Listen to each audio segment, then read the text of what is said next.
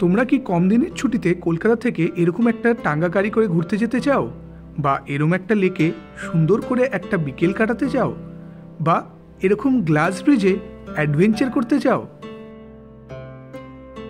বা এরকম সুন্দর সুন্দর বুদ্ধা স্ট্যাচু এবং প্যাগোডাও যদি দেখতে হয়, তাহলে কিন্তু তোমাদের চলে আসতে হবে ঠিক ওয়েস্ট বেঙ্গলের পাশের রাজ্যে বিহারের রাজগীরে। তো চলো ঘুরে দেখাই এই আমাদের বিহারের রাজগীর সফর কেমন কাটে। Hello friends, welcome back to my channel, welcome back to the another video.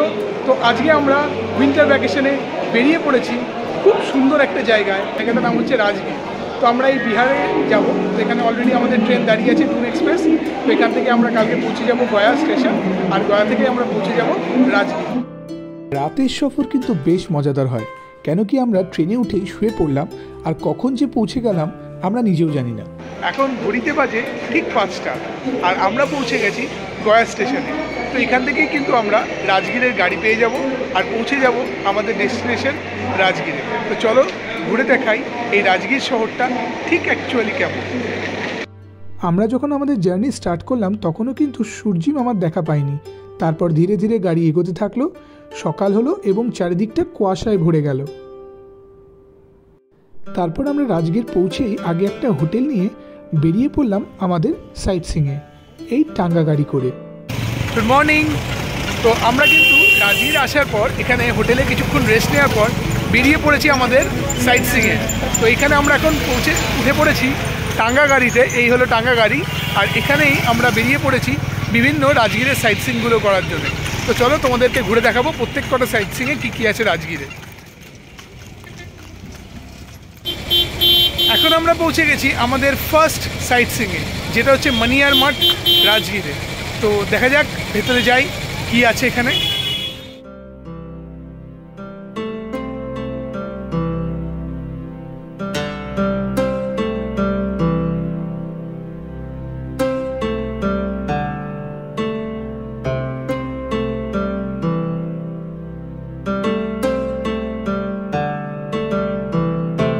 আমরা রয়েছি জয়প্রকাশ উদ্যানে।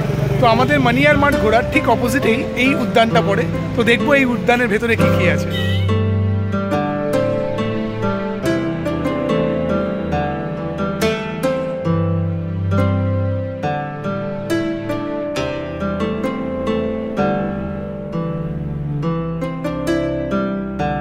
আমরা কিন্তু এই মুহূর্তে রয়েছি একটা ঐতিহাসিক জায়গা। এটা বেসিক্যালি মগধের টাইম থেকে কিন্তু চলে এসছে, আর এখানে বিম্বিসার রাজার ছেলে অজাতশত্রু বিম্বিসারের জন্য কিন্তু এই জেলটা বানিয়েছিল। তো অনেকদিন পর ব্রিটিশ গভর্নমেন্ট এটাকে ঘুরে সেই পুরনো দিনকার জিনিসপত্রগুলো কিন্তু পাওয়া গেছে, যেখানে হচ্ছে লোহার যে বেরিয়া, তারপরে হচ্ছে যে শিকল টিকল হাত করা, এগুলো কিন্তু সব মাটির তলা থেকে পাওয়া গেছে। এখন এগুলো নালন্দা মিউজিয়ামে রাখা রয়েছে। আর 2024 মার্চে গভর্নমেন্ট নাকি এই জায়গাটা আবার ঘুরবে, এই মাটিটা যেখানটা আমরা দাঁড়িয়ে আছি, আর এর ভেতর থেকে যতগুলো পড়ে থাকা জিনিসপত্রগুলো আছে সেগুলো কিন্তু আবার উদ্ধার করবে। তো এই হলো এই জায়গাটার স্টোরি। এখন আমরা রয়েছি রোপওয়ের লাইনে। তো এখানেই রাজগীরে এই পুরো পাহাড়টার উপরে আমরা উঠবো কেবল কারে করে, আর ওখানে আমাদের রয়েছে শান্তিস্তূপ। রোপওয়ের উপরে। তো এখানে আমরা রোপওয়ে দিয়ে কেবল কার করে যাচ্ছি ঠিক এই রাজগীর পাহাড়ের উপরে। আমরা এখন পৌঁছে গেছি শান্তিস্তূপাতে। রাজগীরের এটাই সেই বুদ্ধ শান্তিস্তূপা।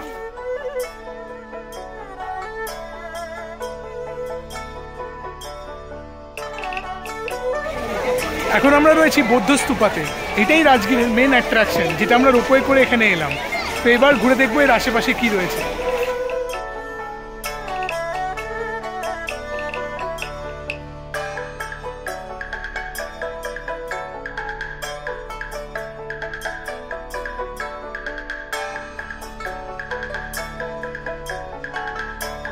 এখন আমরা ঢুকে গেছি জাপানি মন্দিরে। হ্যাঁ, ঠিকই শুনেছো, এটা জাপানি মন্দিরই এটার নাম। এটা রাজগীরেই অবস্থিত, আর এটার নাম রাখা হয়েছে জাপানি মন্দির, কেন কি এটা জাপানের আদলে এটা নাকি তৈরি করা হয়েছে। তো চলো দেখে নিই ঘুরে কেমন এটা।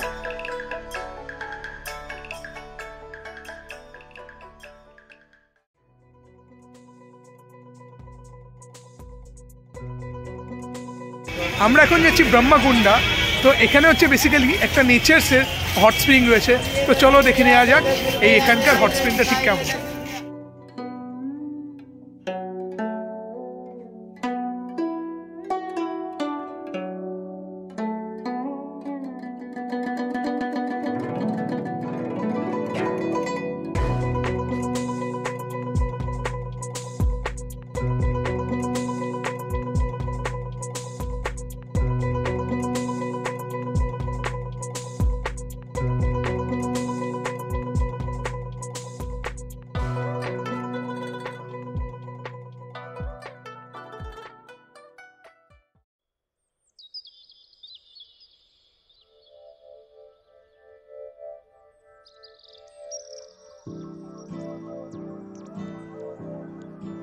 এখন বাজে ঘড়িতে 6টা, আর এই পুরো কুয়াশাচ্ছন্ন জায়গার মধ্যে আমরা কিন্তু চলে এসেছি একটা সাফারি করতে, ওয়াইল্ড লাইফ সাফারি। তো এখানে দেখা যাক, অলরেডি এখানে দেখতেই পাচ্ছ তোমরা ভিড় হয়ে গেছে। তো এখানে কিন্তু আমাদের আগে টিকিট কাটতে হবে, আর তারপরেই আমরা কিন্তু এই ওয়াইল্ড লাইফ স্যাঞ্চুরির মজাটা নিতে পারবো। আমরা কিন্তু এখন ঢুকে গেছি এই পুরো রাজগীর ওয়াইল্ড লাইফ সাফারি করতে। তো এখানে আমাদের স্লট বুকিংটা যেটা হয়েছে সেটা হচ্ছে 10টা থেকে 11টা।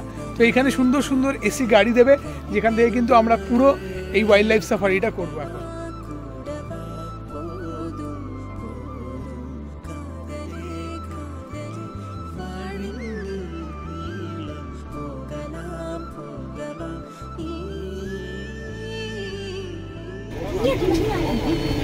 আমরা কিন্তু মোটামুটি উঠে পড়েছি এখন গাড়িতে। এই গাড়িতেই কিন্তু আমরা এখন যাব 6 কিলোমিটার দূর পুরো এই জঙ্গল সাফারিটা করার জন্য। তো খুব সুন্দর গাড়িটা দিয়েছে, পুরো এসি গাড়ি, মানে ট্রাভেলার যেরকম হয় একদম পারফেক্ট। আর এখানে বড় বড় গ্লাসরা আছে, উইন্ডশিল্ড রয়েছে, যেখান থেকে কিন্তু আমরা অ্যানিমালসগুলোকে দেখতে পারবো।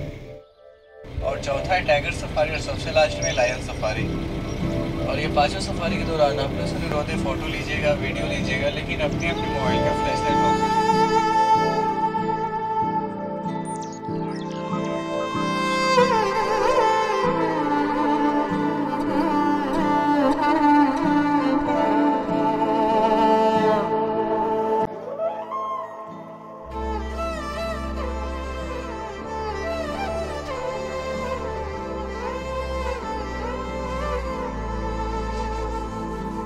সাফারি করে আসার পর আমরা এখন এই মিউজিয়ামটাই ঘুরবো।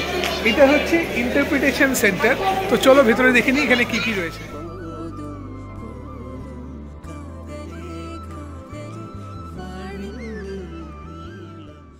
এখন আমরা কিন্তু পৌঁছে গেছি আর একটা অন্যতম সাইট সিইং এর জায়গায়, এই রাজগীরে। এই রাজগীরের জায়গাটা তুমি শুধু দেখো, চারিদিক পাহাড় আর মাঝখানে একটা বুদ্ধ মূর্তি। এই জায়গাটা হলো ঘোড়া কাটোরা লেক।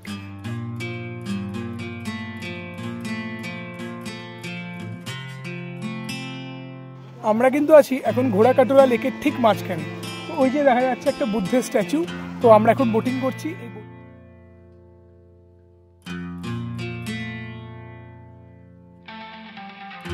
এখন কিন্তু আমরা রয়েছি ইকো পার্কে। না, কলকাতার ইকো পার্ক না, এটা হচ্ছে ঘোড়া কাটোরার ইকো পার্ক।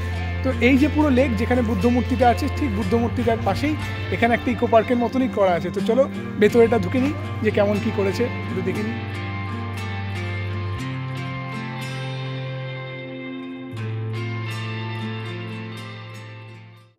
কিন্তু এখন ঢুকে গেছি একটা খুব ঐতিহাসিক জায়গায়। জায়গাটার নাম হলো নালন্দা বিশ্ববিদ্যালয়। হ্যাঁ, এটা সেই পুরনো নালন্দা বিশ্ববিদ্যালয় যেখানে কিন্তু দেশ বিদেশ থেকে আমাদের এই ভারতবর্ষে সবাই কিন্তু পড়তে আসতো। আর এই হচ্ছে তার এখন রুইন্সগুলো, মানে ভাঙাচোরা যে সমস্ত জিনিসগুলো আছে সেগুলোই কিন্তু আর্কিওলজিক্যাল ডিপার্টমেন্ট এগুলোকে কনজার্ভ করে রেখেছে।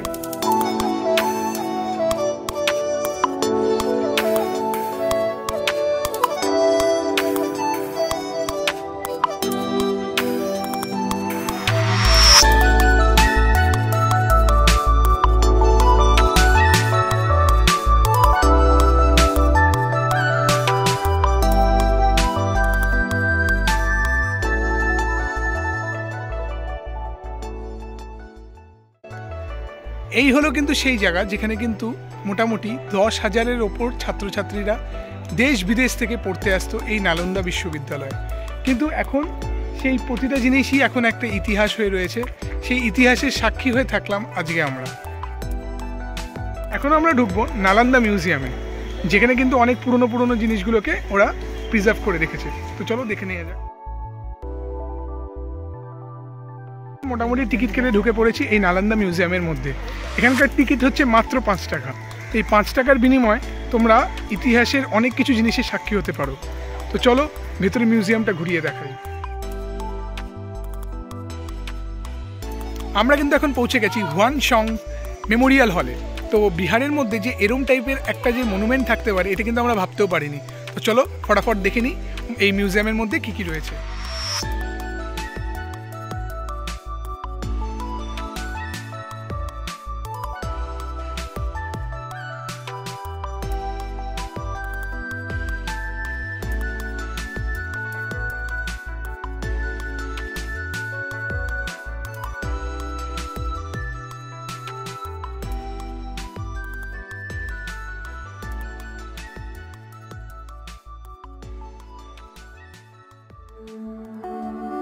আমরা কিন্তু এখন পৌঁছে গেছি নেচার সাফারি করতে।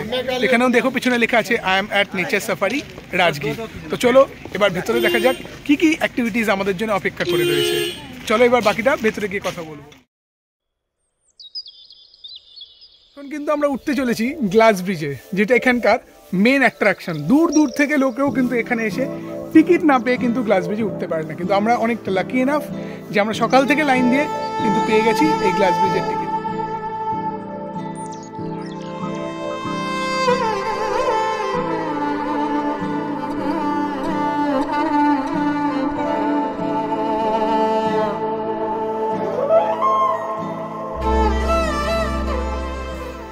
আমরা আছি এখন কিন্তু বিহারের সব থেকে একটা বেস্ট জায়গায়, যেটা হচ্ছে গ্লাস ব্রিজ। এই গ্লাস ব্রিজটা কিন্তু এখানে সব থেকে ফেমাস, কেন কি এখান থেকে কিন্তু একদম নিচ অব্দি কিন্তু ভ্যালির দেখা যায়। তো এইটা দুটো এই পাহাড়ের মাঝখানে, এই একটা পাহাড় আর এদিকে তোমরা দেখতে পাবে আর একটা পাহাড়। এই পাহাড়ের মাঝখানে অনেকটা লম্বা করে এই গ্লাস ব্রিজ কিন্তু রয়েছে।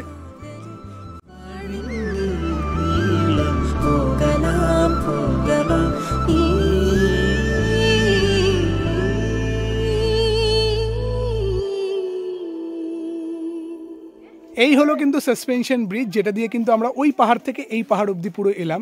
আর এটা পুরোটাই কিন্তু কাঠের এবং একটা ঝুলন্ত ব্রিজ। তো এখান থেকে হাঁটার যে অভিজ্ঞতাটা সত্যি কিন্তু একটা অ্যাডভেঞ্চারাস। তো যারা যারা তোমরা অ্যাডভেঞ্চার ভালোবাসো, তো এই জায়গাটা কিন্তু তোমাদের জন্য খুব সুন্দর একটা জায়গা হতে চলেছে। তো মোটামুটি সাসপেনশন ব্রিজ হয়ে যাওয়ার পর আমরা এখন কিন্তু যাচ্ছি এই পাহাড়ি রাস্তার মাঝখান থেকে। এই আমরা দেখতেই পাচ্ছ পাহাড়ি রাস্তা, এখানে আমরা দেখবো জিপ লাইন। তো এখানে আরও কিছু ফান অ্যাক্টিভিটিস আর অ্যাডভেঞ্চার রয়েছে। তো চলো দেখি আমাদের জন্য আর কি কি ফান অ্যাক্টিভিটিস অপেক্ষা করে রয়েছে। আমরা এখন কিন্তু উঠে পড়েছি একটা এখানকার লাক্সারিয়াস টোটোতে, ইলেকট্রিক ভেহিকল। এই ইলেকট্রিক ভেহিকল করেই কিন্তু আমরা নেচার্স পার্কের মধ্যে দিয়ে পৌঁছে যাব। জিপ লাইন, আর্চারি এবং সাইক্লিং, এই সমস্ত জিনিস কিন্তু নেচার পার্কের ওখানে আছে। তো চলো যাওয়া যাক ওখানে এক্স্যাক্টলি কী কী আছে দেখে নিই।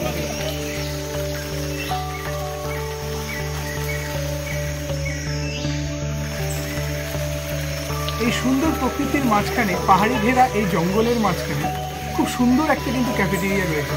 এই ক্যাফেটেরিয়াতেই আমরা এখন রয়েছি আর এখান থেকে আমরা করবো ব্রেকফাস্ট। তো দেখা যাক এই পার্টিকুলার এত সুন্দর একটা অ্যাম্বিয়েন্সের মধ্যে এখানকার খাবার কোয়ালিটিটা ঠিক কেমন হয়।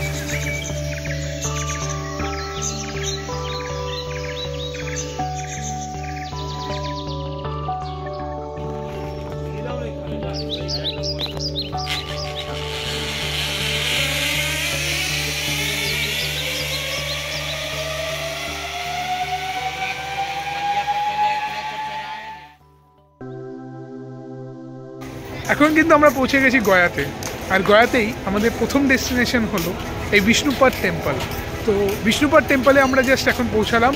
তো বাইরে থেকে তোমাকে দেখাবো যে একদম পুরো লাইটিং করা আছে মন্দিরটা, আর এই জায়গাটা কিন্তু অনেকটা বড় জায়গা।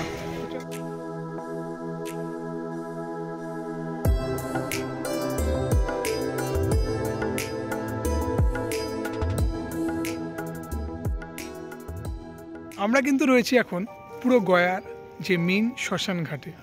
তো এখন বাজে রাত ঠিক 11টা, আর আমরা কিন্তু এই রাত এই ফাঁকা শ্মশানে কিন্তু আমরা হেঁটে বেড়াচ্ছি এক্সপ্লোর করার জন্য কি জায়গাটায় কেমন। তো সত্যি কথা বলতে গেলে যে এখানে খুব যে প্রবলেম হচ্ছে তা নয়, এই পেছনে এরকম কিছু বাড়ি আছে।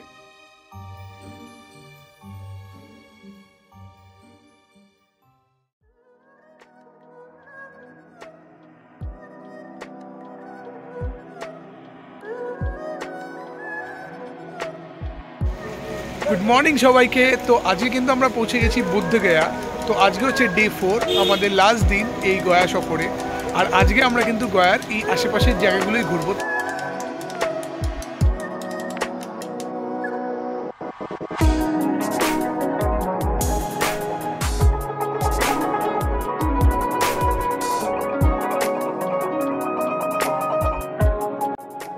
রয়েছি কার্মা টেম্পলে।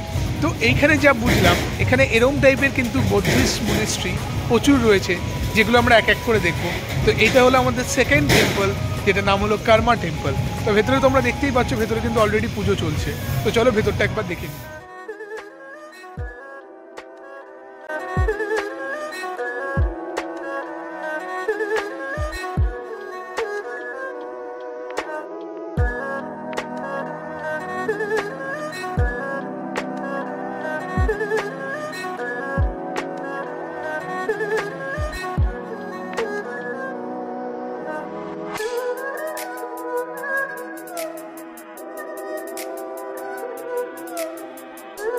আমরা কিন্তু এখন রয়েছি থাইল্যান্ডের প্যাগোডায়। তো চলুন ভেতরটা দেখে নেওয়া যাক। এটা হচ্ছে আর একটা এই বোধগয়ারই কিন্তু টুরিস্ট।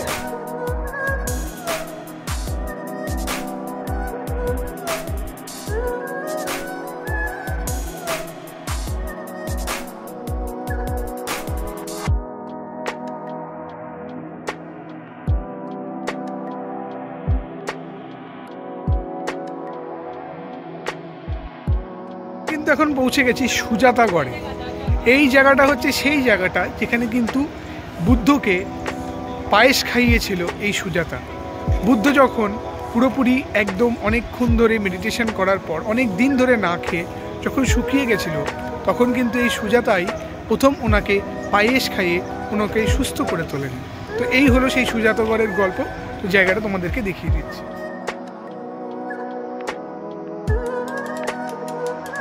আমরা কিন্তু আছি এখন এই পুরো ওয়ার্ল্ডের সবথেকে বড় হাইটের রিক্লাইনিং বুদ্ধা। এটার হাইট প্রায় 100 ফিটের ওপর। তো এই হলো, তোমরা দেখতে পাবে পেছনে যে শুয়ে আছে এই বুদ্ধা টেম্পলটা। তো এটা কিন্তু খুব নতুন, এখানে কিন্তু এটা ইনগ্রেশন হয়েছে ডিসেম্বর 3-এ। তো we are very lucky enough যে এখানে চান্স পেয়েছি তো এই পুরো বুদ্ধার টেম্পলটাকে কিন্তু দেখার জন্য।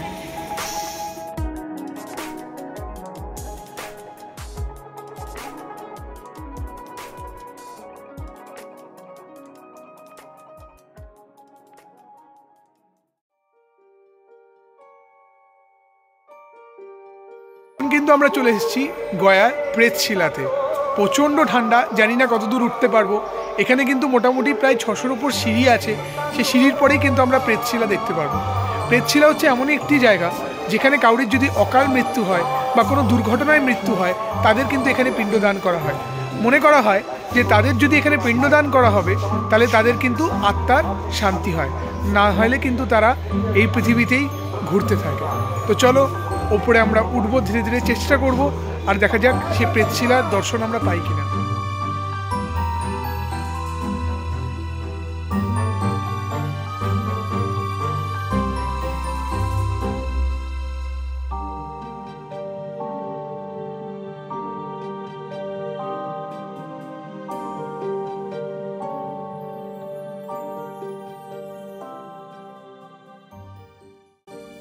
প্রায় 676 সিঁড়ি পার করার পর আমরা কিন্তু পৌঁছে গেছি প্রেতশিলার মেন মন্দিরে।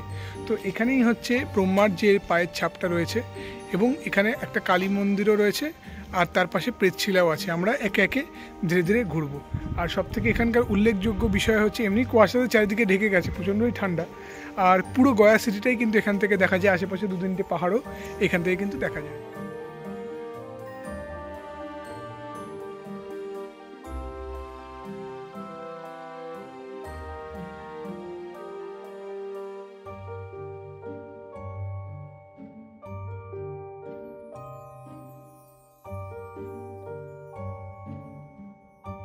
এই যে এটা দেখতে পাচ্ছ, এটাই কিন্তু প্রেতশিলা। এখানেই কিন্তু গয়ার যে পিণ্ডদানগুলো করা হয়।